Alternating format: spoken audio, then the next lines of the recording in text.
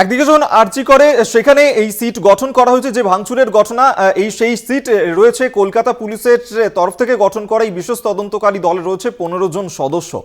আর এরই নেতৃত্বে রয়েছে গুন্ডা দমন শাখার অ্যাসিস্ট্যান্ট কমিশনার। আপনারা জানেন যে 14ই অগস্ট মধ্যরাতে আরজিকর হাসপাতালে যেভাবে ভাঙচুর চালানো হয়েছিল এমার্জেন্সি বিভাগে, সেই ঘটনার তদন্ত করার জন্যই কলকাতা পুলিশ এবার বিশেষ তদন্তকারী দল গঠন করেছে। আর 15 জন সদস্য রয়েছে এই সিটে, এবং এই সিটের নেতৃত্বে রয়েছেন গুন্ডা দমন শাখার অ্যাসিস্ট্যান্ট কমিশনার। তিনিই রয়েছেন এই সিটের নেতৃত্বে। ইতিমধ্যেই আরজি করে যে ভাঙচুরের ঘটনা, সেই ঘটনাতে তদন্তের জন্য সিট গঠন করা হয়েছে। কলকাতা পুলিশের তরফে 15 জন সদস্যের সিট গঠন করা হয়েছে। আপনাদেরকে আরেকবার জানিয়ে রাখবো, 15 জন সদস্যের সিট গঠন, নেতৃত্বে গুন্ডা দমন শাখার অ্যাসিস্ট্যান্ট কমিশনার। আরজি করের ভাঙচুর নিয়ে সিট গঠন কলকাতা পুলিশের 15 জন সদস্যের সিট গঠন, নেতৃত্বে গুন্ডা দমন শাখার অ্যাসিস্ট্যান্ট কমিশনার। আমরা এই নিয়ে কথা বলবো। রিয়া মাঝি আমাদের সঙ্গে টেলিফোনে রয়েছেন প্রতিনিধি। রিয়া, আরজি করে যে এমার্জেন্সি বিভাগে যেভাবে ঢুকে লুটপাট ভাঙচুর চালানো হয়েছিল আমরা দেখেছিলাম সেই ঘটনাতেই এবার তদন্তের জন্য কলকাতা পুলিশের তরফ থেকে বিশেষ তদন্তকারী দল গঠন করা হয়েছে। একদমই তোমাকে জানিয়ে রাখবো যে 15 জনের একটি সদস্য টিম গঠন করা হয়েছে। সেখানে 15 জন সদস্য থাকবে, মূলত অ্যান্টি রাউডি সেকশন অর্থাৎ গুন্ডা দমন শাখার আধিকারিকরা সেখানে থাকবে, এবং এসিপি র্যাঙ্কের একজন অফিসার এসি এআরএস তিনি লিড করবেন এই পুরো টিমটাকে।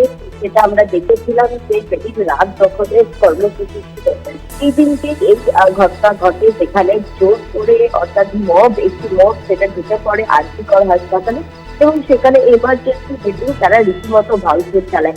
সেই ঘটনায় এখনো অব্দি 37 জনকে গ্রেপ্তার করতে সক্ষম হয়েছে, কিন্তু গতকালকে যে চাঞ্চল্যকর তথ্য পুলিশের হাতে এসেছে যে একাধিক সোশ্যাল মিডিয়াতে যে রকমের বিভ্রান্তিকর পোস্ট ছড়ানো হচ্ছে, সেখানে দেখা যাচ্ছে যে আইপি অ্যাড্রেস ট্র্যাক করে দেখা গিয়েছে যে 280টা প্রোফাইলকে ট্র্যাক করা গেছে।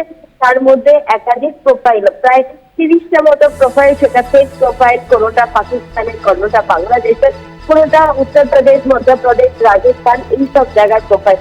এবং সেই কারণে গোয়েন্দারা মনে করছে যে এই বাইরে থেকে কোনো লোক এসেছিল কিনা, এবং একই সঙ্গে নজরের রাখছে যে ডিওয়াইএফআই, এসএফআই এর যেহেতু মিছিল ছিল, তাদের কোন রকম তাদের এই দলের কোন রকম লোক সেখানে ছিল কিনা, সেই কারণে জন্য আমরা কিছু কিছু নেতৃত্বদের তাদের থেকে দেখে পাঠানো হয়েছে, তাদেরকে জিজ্ঞাসাবাদ করা হয়েছে।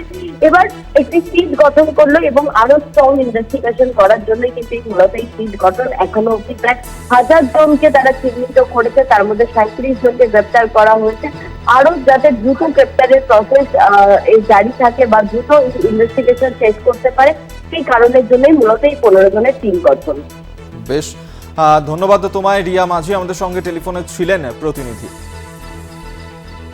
অর্থাৎ 14ই অগস্ট মধ্যরাতে যেভাবে আরজি কর হাসপাতালে সেখানে ভাঙচুর চালানো হয়েছিল, এবং সেই ঘটনাতেই যারা অভিযুক্ত ইতিমধ্যেই বেশ কয়েকজনকে গ্রেফতারও করা হয়েছিল। তবে এই যে ভাঙচুরের ঘটনা, সেই ঘটনার তদন্তের জন্যই কলকাতা পুলিশ সিট গঠন করল।